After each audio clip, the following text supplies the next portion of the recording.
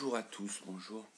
Donc on a attaqué sur un album de 1972 de Lou Reed qui s'appelle Transformer avec Vicious, Perfect Day, plein de tubes. Voilà, bonjour à tous. Pour commencer cette vidéo, ça fait un moment que je n'étais pas venu.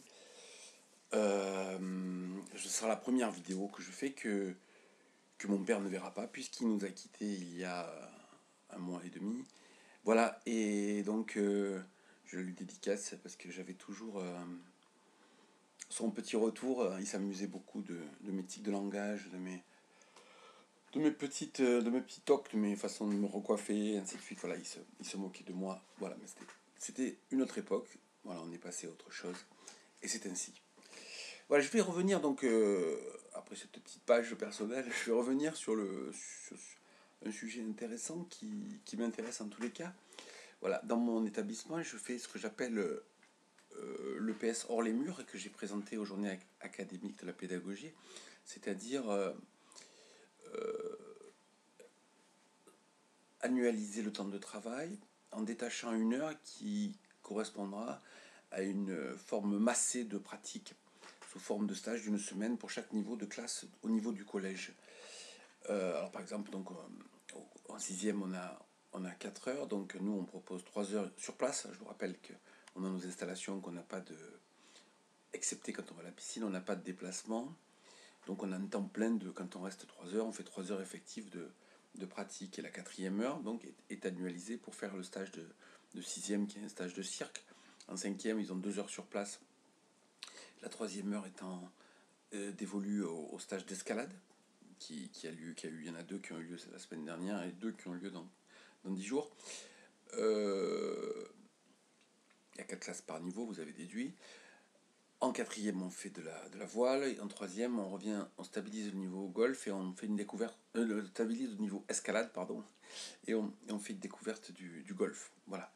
Donc les élèves, ils ont toujours le gros de leur pratique hebdomadaire et régulière, ce qui est fondamental dans l'établissement. Et une semaine par an, quel que soit leur niveau de classe, pour découvrir une activité, s'épanouir dans ce que j'appelle toujours la joie corporelle et à la fois culturelle d'activités qu'ils n'ont jamais pratiquées pour la plupart, et qui souvent ils ne pratiqueront plus jamais. Ça continue au lycée, mais sous une autre forme. Voilà, là je vais revenir donc sur ces stages et leur organisation. Donc ça fait beaucoup de stages, vous voyez, 4 classes, 4 classes par niveau, ça fait donc 16 stages pour le collège, plus les sorties niveau lycée. Ça fait une grosse organisation de logistique, de trouver des clubs, les semaines, les dates, avec tous les gens qui veulent. Maintenant, il y a de plus en plus d'établissements qui organisent des sorties, des stages, ainsi de suite. Voilà, donc ça, c'est mis en place à organiser en tout début d'année pour que ce soit tranquille et à renouveler sans cesse. Prenons un exemple tout bête. Stage d'escalade dans les Calanques, bien sûr, on va après les Baumettes, sur la route de Sormiou, sur le chemin de Sormiou. Donc, quand il pleut, qu'on a 60 élèves du matin, 9h30, après sur site jusqu'à 16h30, qu'est-ce qu'on fait? Donc là, il faut immédiatement anticiper, avoir loué une salle pour pouvoir continuer la pratique indoor et pas laisser 60 gamins sur le carreau. Donc il faut être diriger, c'est prévoir, donc il faut anticiper et organiser, c'est prévoir aussi. Voilà, moi je dirige pas grand chose, je suis juste le petit coordonnateur de l'établissement. Donc moi je suis parti il y a 15 jours en stage de voile, donc avec mes quatrièmes, une classe plutôt sympa. On avait 2 élèves très agités qui nous ont quittés en cours d'année, donc le reste est plutôt calme et paisible. La quatrième étant pour tous ceux qui pratiquent le niveau le plus agité, la classe la plus agitée du collège. Voilà, c'est l'effervescence de l'adolescence avec voilà, des débordements hormonaux, comportementaux, enfin tout genre. Voilà, donc je vais on part à 2 classes en même temps, comme ça on économise un quart, on en prend un plus grand, ça nous revient moins cher qu'on en prend 2 plus petits. Gestion du budget. Donc il y a 2 clubs, il y en a un qui est un peu plus grand, un peu plus connu, un peu plus ancien, avec plus de moyens, qui dépend d'une enseigne connue, quoi. Et puis l'autre, un autre plus petit qui est dirigé par un gars que je connais depuis 25 ou 30 ans, 25 ans, je pense, avec qui quand j'avais débuté ce fonctionnement par stage. Il était moniteur de voile, voilà, il débutait. Voilà. Et maintenant, il a créé son club, et voilà, il a son lieu, son matériel, ses moniteurs. Donc moi, j'avais écouté mes collègues qui m'avaient fait des retours sur leur stage avec lui dans son club. Voilà, donc je voulais aller voir par moi-même ce qu'il en était. L'année précédente, j'étais allé dans la grosse structure. Donc je me suis dit, cette année, j'ai dit à mon collègue d'aller dans la grosse structure, et moi je me suis allé dans le club du gars que je connais, de mon pote là, et voilà. Et c'est ça que je voulais vous raconter. Donc j'ai fait un petit document, histoire de poser le cadre. Je l'ai appelé Vive la voile sur mon téléphone, voilà. Alors le premier jour, c'est-à-dire le 12, on était le 12-16 mai à la voile, l'eau était fraîche, 17 degrés, et bon, normalement sur un bateau, enfin il faut apprendre à dessaler, puis parfois il y a le vent qui tourne, quand on rate un empannage, enfin quand on se trompe, au lieu de faire le virement de bord, on fait un empannage, bon, on peut se retrouver vite à la flotte, quoi. Donc il fait frisquer. Bon, première chose, on met pas de combi. Dans l'autre club, ils ont des combis. Quand on est mouillé avec le vent, hein, un de mes moniteurs une fois m'avait dit en mer c'est toujours l'hiver. Mais c'est pas faux. C'est pas faux. Une fois qu'on est mouillé, qu'il y a un petit air, on peut se geler. Ce que j'ai constaté encore une fois, en voyant des gamins claquer les dents sur les lasers. Voilà. Donc on n'avait pas de combi parce que l'eau est bonne, hein, finalement, parce qu'on va pas tomber à l'eau, et puis parce que surtout ça les use quand on est assis au bord du bateau et qu'on les frotte, et ça les abîme. Bon début. Mon collègue m'avait dit, il était là 10 jours avant dans le même club, il m'avait dit, oh là là, c'était compliqué pour les combis, on s'est disputé et tout. Bref, sachant qu'on paye le club, hein, ça lui rapporte 3000, un peu plus de 3000 euros pour la semaine. Donc jour 1, on rentre dans l'eau, alors c'est le premier jour, donc évidemment il faut prendre les routines, Voilà, on rentre dans l'eau, le matin on fait 1h10, l'après-midi 2h, on fait 3h10 de voile. Je compte vraiment le temps sur l'eau. Hein. Alors, je sais bien qu'il y a gré, dégré, comprendre, un peu de théorie, pas de problème. On fait sur l'eau 3h10. Voilà. J'ai fait une petite comparaison avec l'autre club, parce qu'on était en même temps sur la plage, on allait à l'eau, voilà. À peu près le même temps. Le deuxième jour, le mardi, le matin 1h20, mes moniteurs de voile, ils ont réussi l'exploit à être à table pour déjeuner à 11h55. On arrive nous vers 9h30. Voilà, donc 1h20 de pratique effective sur l'eau. Hein. Voilà. Ils arrivent à être à table à 11h55. Moi, je suis pas avec eux là parce que j'ai des élèves inaptes que j'ai amenés quand même. Il faut que les surveiller. Puis j'ai appris qu'on ne prenait pas les inaptes sur la sécu. Je me suis renseigné. Il n'y a aucun texte. C'est juste un fonctionnement. Moi, je trouve que c'est les exclure complètement de l'activité de ne pas les mettre sur la sécu pour qu'ils, même s'ils ont un souci, eh ben, ils participent, ils entendent, ils font partie du groupe. En les mettant dans les scènes sur la plage, bon, ils prennent l'air, ils bronzent, mais ils n'apprennent pas grand-chose. L'après-midi, donc, début 14h et fin 15h58 sur l'eau, hein, toujours. On est à moins de 35 minutes par rapport à l'autre club. Le troisième jour, le mercredi, on n'y va pas parce que les clubs ont leurs membres et puis nous, les gamins se reposent parce que les petits sédentaires, quand 2 journées pleines à la mer, sans combi, dans l'eau froide, à forcer, debout, ils sont KO. Le soir, ils s'endorment à 19h. Enfin, ouais, donc le mercredi, ils se reposent. Le jeudi, le matin, 1h20. Là, ils sont de retour à combien j'ai mis 11h35. 11h35, on est rentré. Voilà, ils disent le principe, c'est que je leur dis on fait 10h midi. Ils me disent oui, oui. Mais le principe, quand on dit midi, c'est qu'à 11h30, ils rentrent. Parce que pour être prêt à midi, pour eux, c'est quand je dis midi, on finit à midi, c'est midi à table. Alors que moi, c'est midi à la plage. Voilà, on n'a pas le même, c'est pas le même accord sur la plage. Voilà, on n'est pas du tout d'accord. Je l'ai dit, mais bon, non, mais il faut le temps, brancher les bateaux, tu comprends, toutes les arguties nécessaires pour en faire le moins possible. Voilà, l'après-midi, départ 14h, retour 15h50, on perd 45 minutes par rapport de pratique effective par rapport à l'autre club, à la classe de mon collègue dans l'autre club. Quatrième jour, départ 10h15, hein, quand même, retour 11h32. 11h32. C'est-à-dire, on fait 1h17 sur l'eau. On perd 20 minutes le matin par rapport à l'autre classe. Les élèves, ils sont tout mouillés, ils se sont amusés à les mouiller avec le bateau, avec les sécus, donc ils sont trempés, ils claquent des dents. Voilà. Pas de combi, donc toujours, si on prend une grosse vague glacée avec de l'eau 17 degrés, ben on n'est pas bien. Voilà, pas génial, quoi. Reprise 13h50, pas de vent, il y a, comme ils disent, pétrole.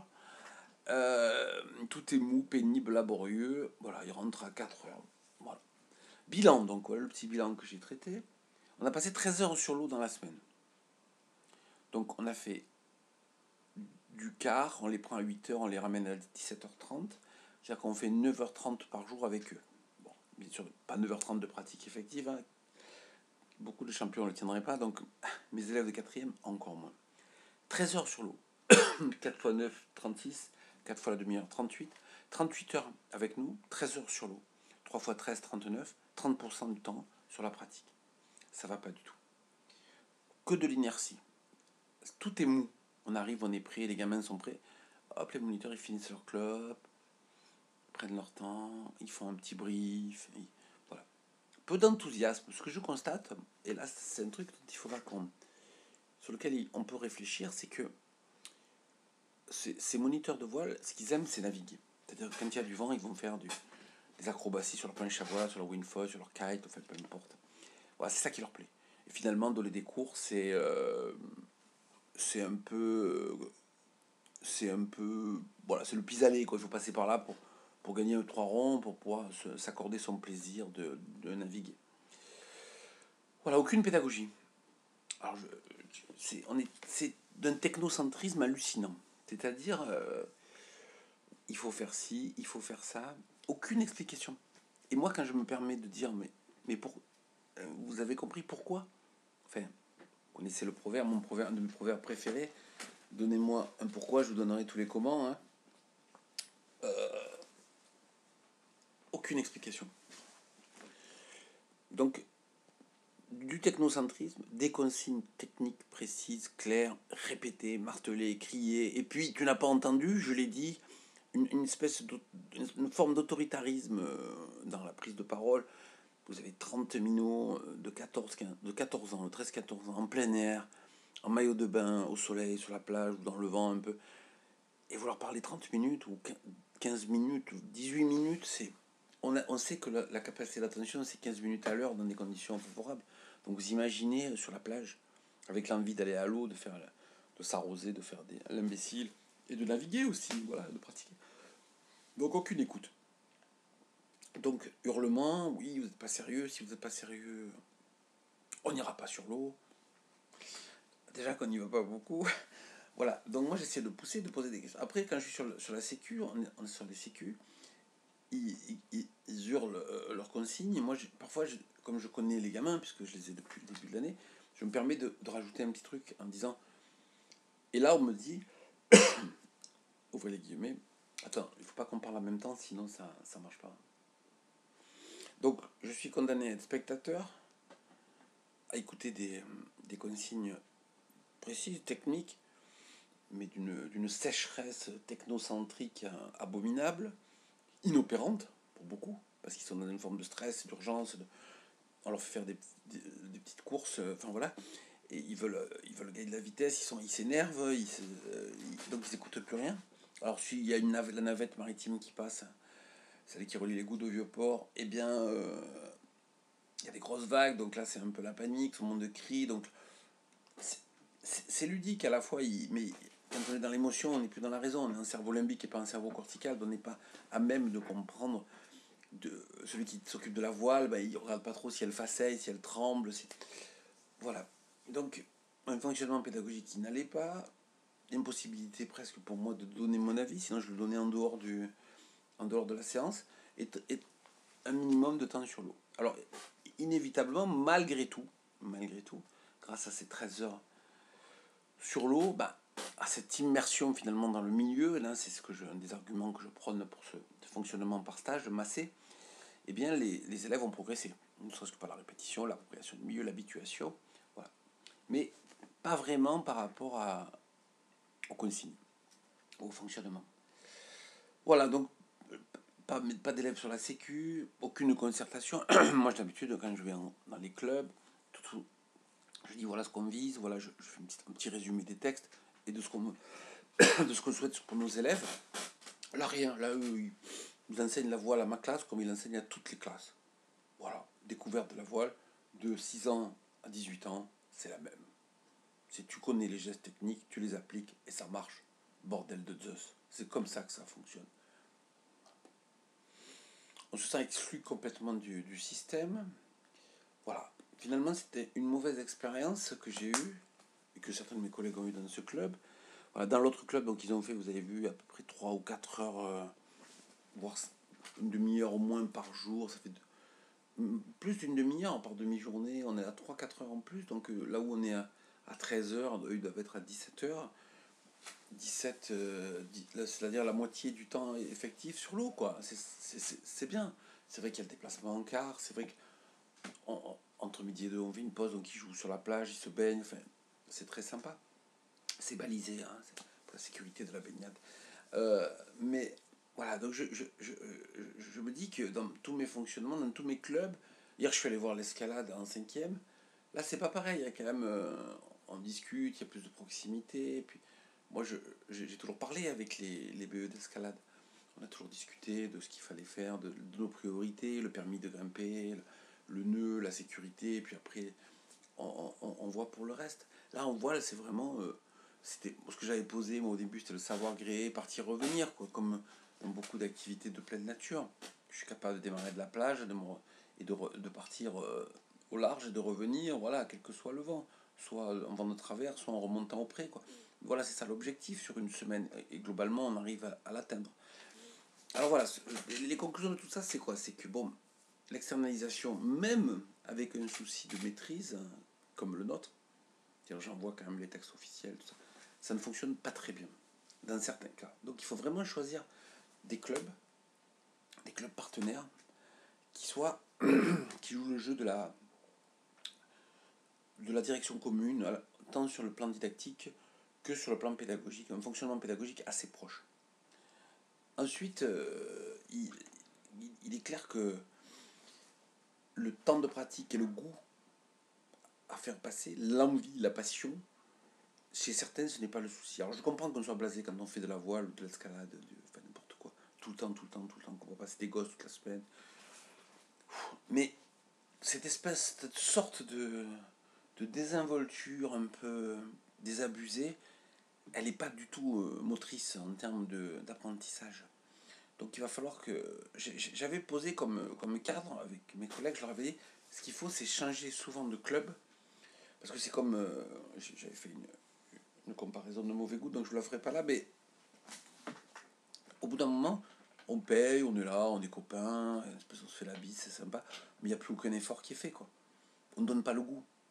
Moi, ce que je trouve de plus beau dans notre métier d'enseignant, et en EPS, c'est encore plus flagrant, c'est quand on voit, quand on assiste à l'élaboration, à la mise en place d'un savoir, un groupe qui travaille, qui est en ébullition dans une quête de recherche pour proposer la meilleure solution possible.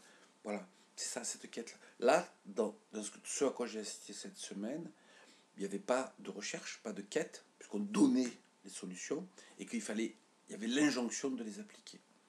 Voilà. Donc une pédagogie qui ne fonctionne pas, sinon sur la base d'une forme de répétition, comme je l'ai dit tout à l'heure, mais qui n'est pas agréable, qui n'est pas du tout dans la recherche, qui n'est pas du tout dans l'élève actif, qui n'est pas du tout dans la transmission de la saveur d'un savoir.